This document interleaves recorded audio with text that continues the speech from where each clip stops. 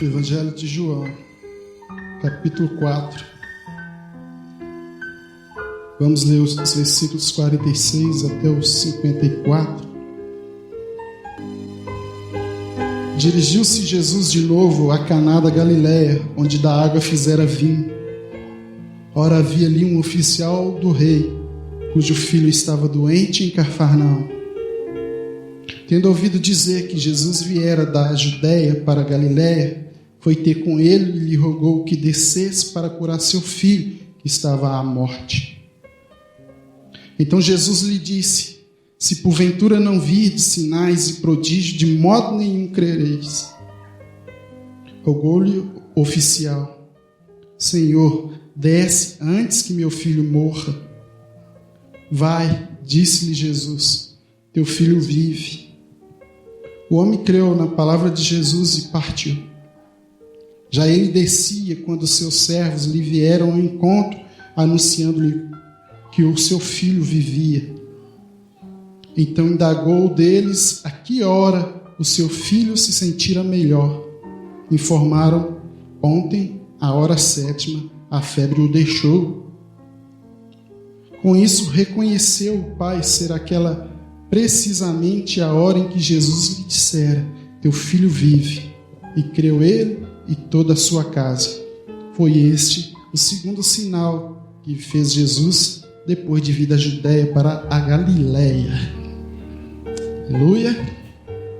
Glória a Deus.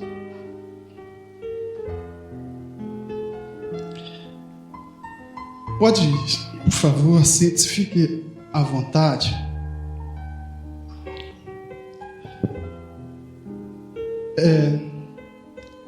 A gente fica orando a Deus sobre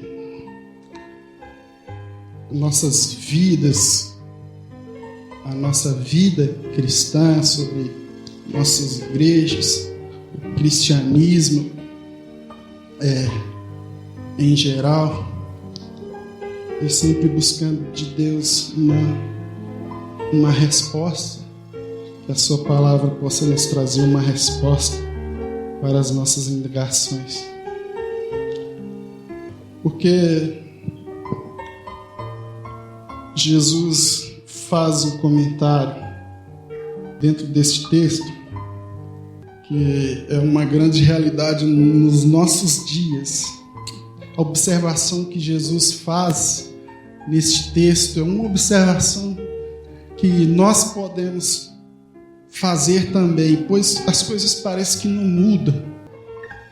E o versículo 48 que nós lemos é de se prestar bastante atenção nele dentre todos os outros, porque Jesus vira para aquelas pessoas ali, vira para o seu círculo de pessoas e faz essa observação. 48 diz assim: então Jesus lhe disse: se porventura não virdes sinais e prodígios, de modo nenhum crereis. Agora a gente pode trazer para o nosso tempo e saber que isso é uma realidade também entre nós, no nosso tempo, na atualidade. É uma verdade da igreja cristã no mundo inteiro. As igrejas hoje, e talvez sempre, vêm oferecendo algo para que as pessoas as frequentem. Milagres, prosperidade, entretenimento. Vende-se um Cristo sem cruz, um evangelho diluído, uma igreja ao gosto do freguês. E isto, irmãos, vem tendo uma aparência de vitória. Aparentemente, vem dando certo. Minha irmã Sandra, seu comentário aí agora é um comentário que a gente deve prestar atenção, porque a gente carece de misericórdia mesmo. Quando a igreja de Jesus Cristo toma uma forma humana, uma forma antropocêntrica, uma forma ao qual o homem se torna o centro, é um caso de nós clamarmos verdadeiramente por misericórdia. Mas as pessoas vêm sendo batizadas, estão ingressando nas denominações. As pessoas vêm lotando os templos, as igrejas estão cheias. A gente tem templos de 30 mil membros,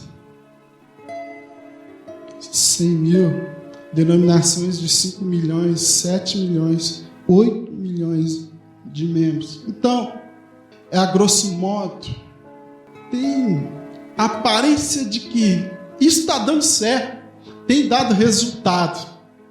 As pessoas vêm lotando os templos, sendo guiados por pastores das mais variadas visões de ministério. Com eloquência, eles gritam, eles pulam, dançam, cantam, choram, entregam profecias, ensinam confissão de fé, ensinam atos proféticos, fazer campanhas, sacrifícios, Jesus disso, Jesus daquilo, ao gosto do freguês. Se você não gostar do Cristo que é pregado aqui nessa igreja, você tem N opções além desta. Se você não gosta da forma do evangelho ser pregado aqui, você tem milhares de possibilidades. Você não necessariamente precisa estar aqui. Você pode escolher um Jesus, um evangelho ao qual melhor se encaixa a você. Sim ou não, igreja? Estou sendo herético? Escolha o Cristo que melhor te agrada. Seu evangelho você vai querer com cruz ou sem cruz, com renúncia ou sem renúncia. Você vai querer uma igreja onde se prega a entrega do dízimo ou não? Está a nossa escolha. Podemos escolher. E agindo assim, muitas das vezes, na melhor das intenções, criam-se crentes superficiais. Crentes que têm uma fé superficial, sem resistência. Uma fé só será viva se ela sobreviver independente dos estímulos externos, independente dos entretenimentos, independente das profecias que vierem em seu favor, porque as que vierem contra também não servem. Se o profeta profetizar uma palavra de bênção, uma resposta à sua necessidade, a gente, vou trazer para mim, a gente chora, a gente fala em línguas, a gente entra em êxtase, pois a palavra está vindo de encontro à minha necessidade, antropocentricamente falando. Porque muitas das vezes, o evangelho que a gente encontra aqui, se não diluído, é um confronto a nós, pecador que somos. Então a palavra, na maioria das vezes, vai vir de encontro a você para te trazer um conserto à sua real necessidade, não aquilo que você quer ou aquilo que você imagina ser o melhor para você. É por isso que os templos que não tem campanha, não tem uma faixa ali naquela porta, não tem um vale do sal aqui, não tem o cantor X ou Y aqui, todos os domingos, quarta-feira, terça-feira, segunda-feira, estão vazios.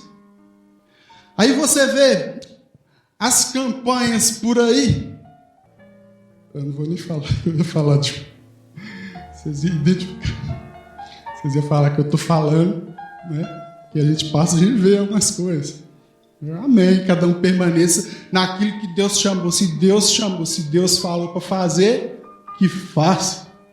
Agora, pastor Alcides e eu aqui, nós precisamos estar naquilo que Deus falou para nós fazer.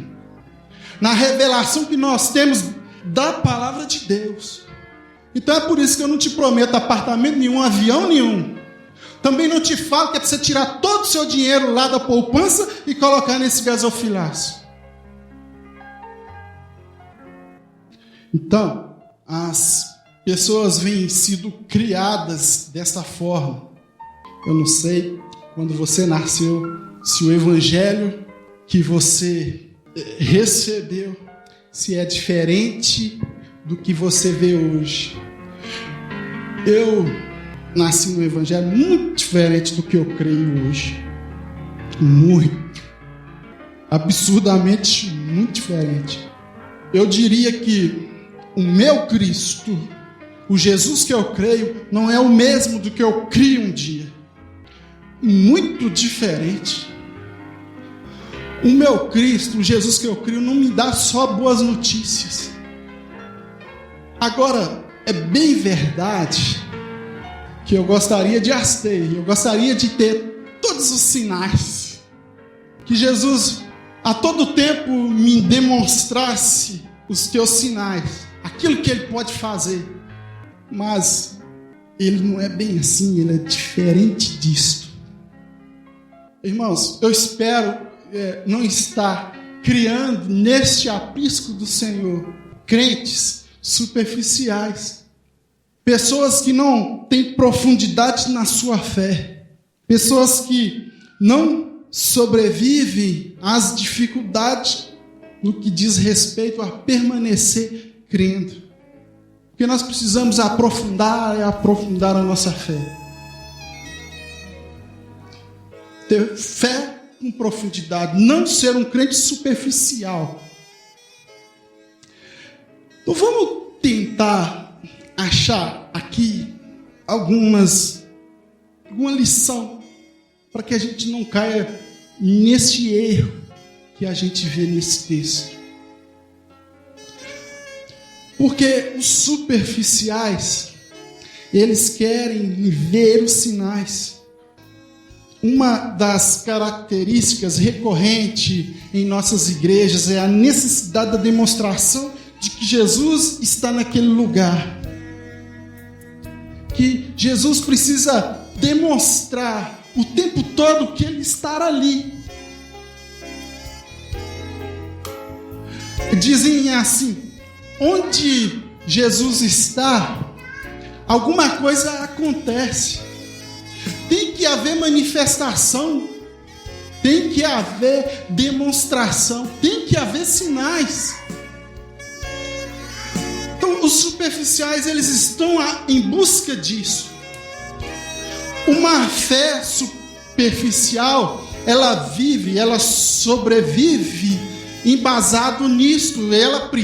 A pessoa precisa o tempo todo que Deus fique provando para ele que Ele é Deus e que Ele está na vida dela, que Ele se manifesta, que Ele existe. E graças a Deus por sua palavra, porque a palavra dele não está nem um pouco preocupada em provar a sua existência. Deus em nenhum momento em sua palavra Ele afirma existir. De modo que as pessoas que creem em sua existência, creem pela fé. É pela fé que nós cremos que o mundo foi por Ele criado. Não adianta a ciência ficar querendo provar a existência de Deus ou não. Ele existe, pronto. Isso é fé. Nós cremos na sua existência, na sua manifestação na nossa vida, não porque vemos, mas porque nós cremos. Independente dos sinais, independente da demonstração do seu poder. Porque se Deus operando, Ele é Deus e pronto. Se Deus não fazer nada na nossa vida, Ele é Deus e pronto. Ele não vai deixar de ser Deus nem 1 milímetro a menos pelo fato dele agir em determinada situação ou não. Isso é religiosidade. A necessidade da demonstração de sinais é um espírito de religiosidade ao qual nós precisamos ser libertos dele, pois isso não mudará a nossa vida. João 12:37 nos afirma assim, ó, e embora tivesse feito tantos sinais na sua presença, não creram nele. Os sinais são importantes para o testemunho, mas nenhuma fé será alicerçada neles. Ninguém vai ter sua fé alicerçada nos sinais. Jesus, em sua misericórdia, opera os teus sinais. Assim como ele operou na vida deste homem, ele pôde ver os sinais. Isso, as pessoas vêm pedindo sinais toda a história. Bem-aventurado aqueles que não virão e crerão. Então você que não precisou ver e creu, você é um bem-aventurado. Você é um felizardo. Pois você não precisou para ver. Não precisou crer para ver. Não precisou ver para crer, perdão. Misericórdia. Testemunho, os dois deu testemunho aqui. Uma semana deu um, na outra deu outro. Você creu e por isso você viu. É assim. Os sinais vão te acompanhar aqueles que crerem.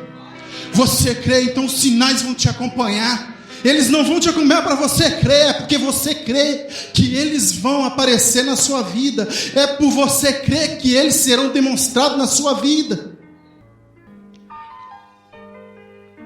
Então eu não tenho uma fé fundamentada nos sinais.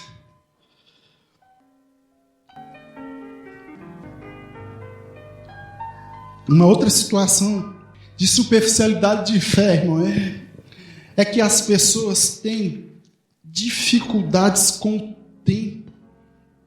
Muita dificuldade com o tempo. Rogou-lhe o oficial: Senhor, desce antes que meu filho morra. Uma fé com profundidade é aquela que resiste às provações.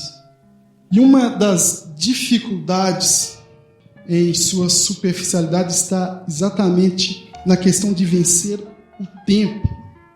Muitas pessoas não perseveram em sua fé por achar que as coisas estão demorando a acontecer em sua vida, que está demorando a mudar a história, está demorando a acontecer o tão esperado sinal ou a resposta.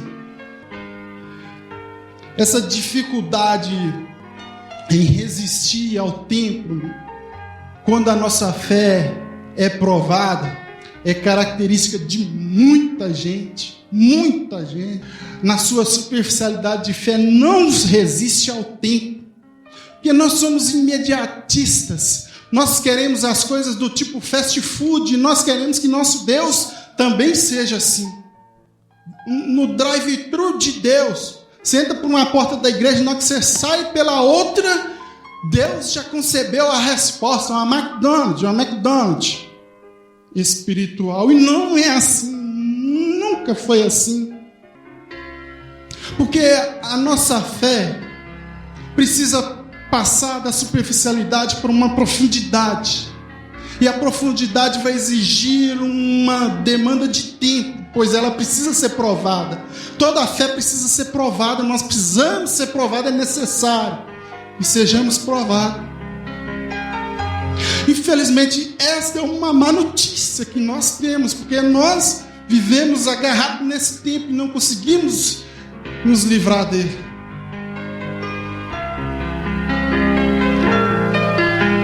Lázaro estava à morte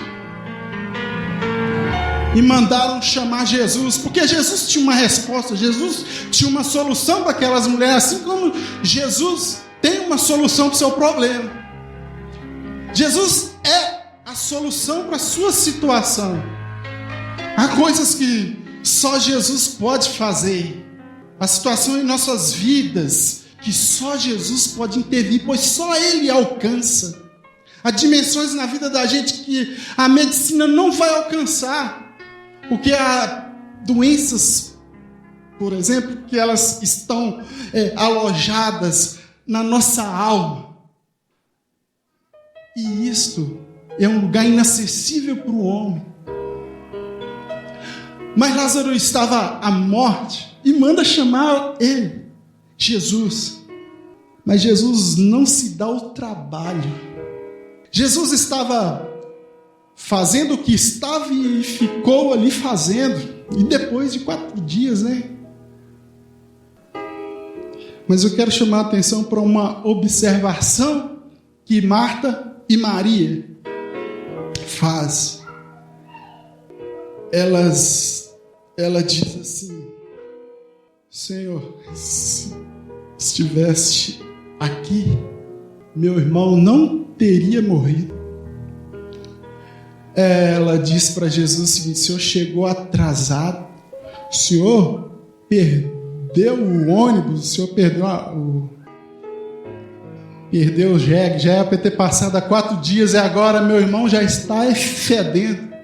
E o tempo é um inimigo tão poderoso nas nossas vidas que nós precisamos vencer essa superficialidade de achar que o tempo é maior até mesmo do que Deus.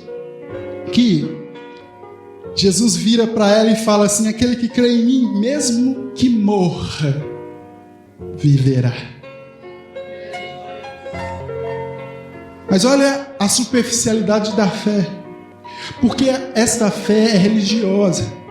Nós sabemos, nós aqui, e Maria também sabia: eu sei, Senhor, que no dia da ressurreição Ele há de ressurgir, Ele há de ressuscitar. Lá na frente, ela está pensando, lá na frente, lá nos últimos dias, na ressurreição dos mortos, quando tocar a trombeta. Está vendo como que a gente limita Deus? Não, 4 dias para Deus é impossível. Eu posso até crer que na ressurreição dos mortos, que é algo que está distante de mim, porque a ressurreição dos mortos, meu irmão, você pode falar com intrepidez. Você pode virar para qualquer um aqui e na rua e falar assim: haverá um dia em que Deus tocará a trombeta e ressurgirá dos mortos primeiro os que dormem em Cristo. E depois nós que estiverem vivos, nós seremos transformados, transladados, encontraremos com Ele nas nuvens. É fácil nós crermos assim. Você sabe por quê? Porque está longe.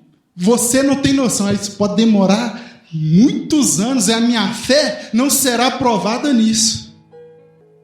Agora a minha fé é provada no seguinte: eu acabei de perder meu emprego, mas eu hei de sair amanhã. Esposa, eu estou saindo amanhã. Está aqui o meu currículo e eu não volto para casa sem meu emprego. Eu não volto para casa sem minha resposta. Isso é ter fé. Isso é ter a fé confrontada, independente das circunstâncias. Agora, na ressurreição dos mortos, está longe. Sei lá que dia que Jesus vai voltar. A superficialidade da fé, como a desse homem aqui. Já ele descia quando seus servos lhe vieram ao encontro, anunciando-lhe que o seu filho vivia. Jesus falou com ele: vai, seu filho vive. Aí ele creu e desceu. Aí chegou, veio ao encontro dele os seus, sei lá quem, servo. Vieram ao encontro dele seus servos. Em 52, tá, igreja? Então indagou deles: a que hora o seu filho se sentira melhor? Informaram: ontem, à hora 7ª, a febre o deixou.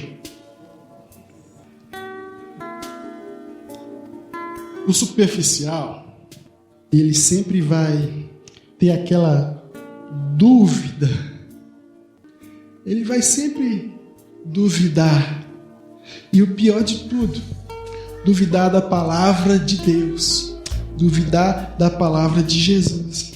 É por isso que ele pergunta: ele está vivo?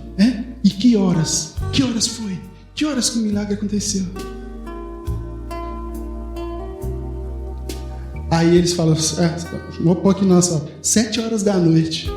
7 horas lá foi. Nossa, batata, foi 7 horas mesmo. Ele falou comigo. Então o superficial, ele sempre vai estar duvidando da palavra de Deus. E duvidar da palavra de alguém é o mesmo que questionar o caráter do locutor. É mesmo que questionar o caráter daquele que está dizendo.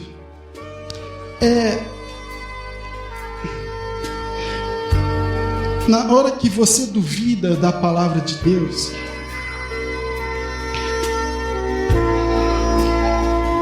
se o que ele diz em sua palavra é verdade ou não, você coloca em dúvida a sua veracidade. Você pelo menos pode conceber a ideia de que ele está mentindo.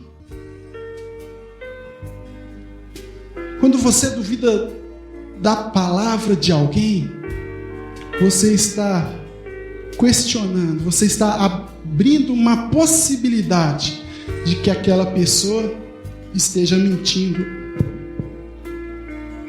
Ou seja, de que ele seja um mentiroso. Porque é uma falha de caráter. A pessoa que mente é um mentiroso. Então, duvidar da palavra de Deus é questionar o seu caráter. É abrir pelo menos dentro de você ali, naquele lugar escondido, a possibilidade de Deus ser um mentiroso, de Deus estar mentindo. E ser mentiroso é ser diabo, porque ele é mentiroso, pai da mentira, e não se firma na verdade. É assim mesmo, duro assim, pesado assim. Temos a nossa fé, quem tem, nós, se é o caso, seja lá quem for, nós temos a fé superficial por nós não a ter fundamentado na palavra de Deus. Este homem, quando vem para questionar que horas a cura de seu filho aconteceu, para saber se estaria coincidindo com a hora que Jesus falou com ele, se estava de acordo, se as coisas batiam. Muitas pessoas são assim, por isso não superam, não sobrevivem durante muito tempo em sua fé. Porque a palavra de Deus, ela precisa estar embasada em algo, em alguém, precisa estar de acordo com a ciência, tem que estar de acordo com o pastor X, com o pastor Y, com o pastor Carlos, com o pastor Alcides, tem que estar de acordo com o seu entendimento, com a sua vontade, com aquilo que você tem como ideal. E, para falar a verdade, tem muitas coisas na palavra de Deus que eu particularmente não gosto. Eu gostaria muito que elas não estivessem ali, mas elas estão ali. O Evangelho do nosso Senhor Jesus Cristo, para mim, muitas das vezes parece loucura, parece absurdo, mas eu prefiro ficar com a palavra de Deus do que com o que eu acho, com a minha opinião, porque a loucura de Deus é mais sábia do que os homens, a fraqueza de Deus é mais forte do que os homens, os pensamentos de Deus são mais elevados do que os meus. Como poderia eu questionar? Como poderia eu questionar a palavra de Deus? A palavra de quem me criou? Daquele ao qual eu devo a minha existência. Como que eu posso questionar? Paulo, falando aos romanos, fala assim: pode por acaso, parafraseando, você, William, você que é um vaso de barro, você é barro, questionar o seu olheiro, virar para ele e falar para ele: por que o Senhor me fez assim? É concebível isto? Então nós precisamos ter uma fé aprofundado e aprofundado em sua palavra, mesmo que sua palavra seja um confronto para a sua vida, seja um confronto para a minha vida, mesmo que a palavra de Deus te desafie, que ela coloque você numa saia justa, numa situação difícil. A Bíblia fala coisas para a gente fazer, por exemplo, que é extremamente difícil. A Bíblia fala que a gente tem a necessidade, nós que temos, a necessidade de perdoar. Olha que coisa difícil. Perdoar. Falávamos aqui na escola bíblica sobre perdoar. E nós não somos ensinados a perdoar. Você, mesmo sendo um crente, você não ensina isso para seus filhos. Você não ensina. Você ensina religiosamente. Porque quando o seu filho está lá na escola, você quer que ele seja o melhor da classe. Quando ele está no ginásio, você quer que ele seja o goleador.